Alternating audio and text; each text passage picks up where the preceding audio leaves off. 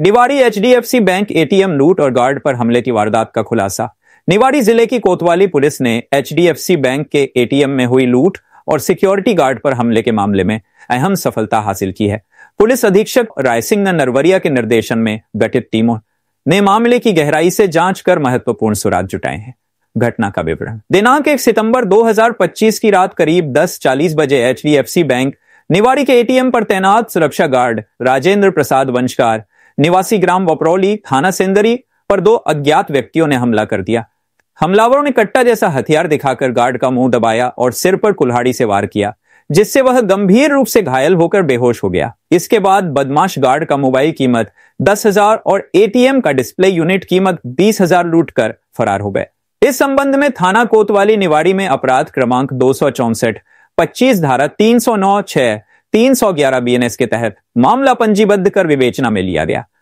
Police की तत्पर कार्यवाही मामले की गंभीरता को देखते हुए, क्योंकि घटना बैंक, एटीएम और जनता की सुरक्षा से जुड़ी थी, पुलिस अधीक्षक निवाड़ी रायसिंह नरवरिया स्वयं मौके पर पहुंचे और बारीकी से जांच की।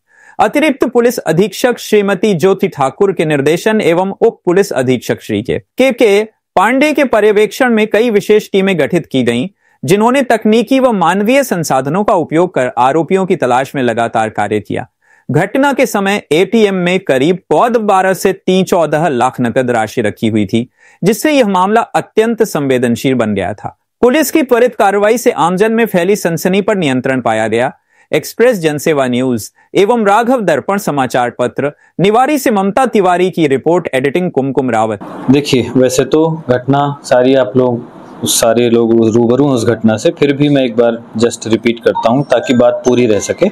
फरियादी हैं राजेंद्र प्रसाद जी, जो एचडीएफसी एटीएम का जो गार्ड है। राजेंद्र प्रसाद जी की बात है, उनकी जुबानी रिपोर्ट है कि 1/9 को रात करीबन 10 बजे, 10:30 बजे के अराउंड एचडीएफसी बैंक निवाड़ी में एटीएम सुरक्षा में वो तैनात थे, वो उनका ड्यूटी थी।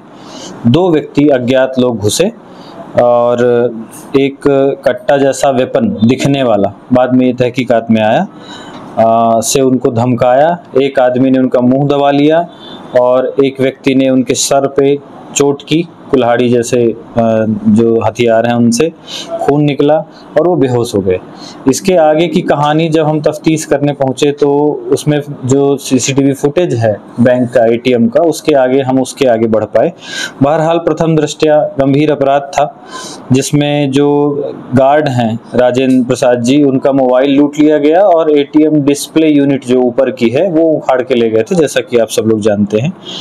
इस पे थाना कोतवाली में अपराध क्रमांक 264/25, धारा 309(6) और धारा 311 बीएनएस का अपराध पंजीबद्ध करके विवेचना में लिया गया।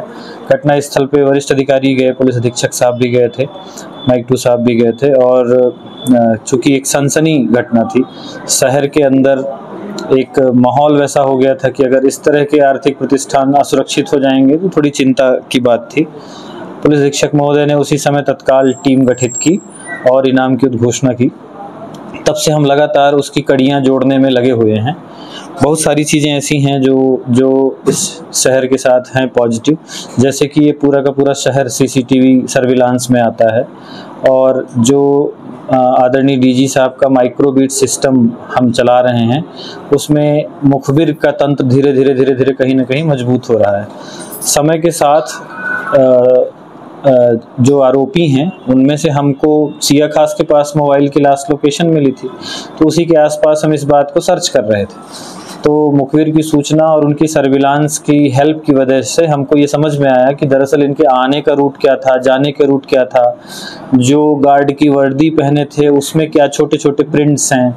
छोटी छोटी तकनीकी मदद से हम इस बात तक पहुंच पाए कि हमारा जो मुख्य मुलजिम है वो किस तरह के बैकग्राउंड से बिलोंग करता है।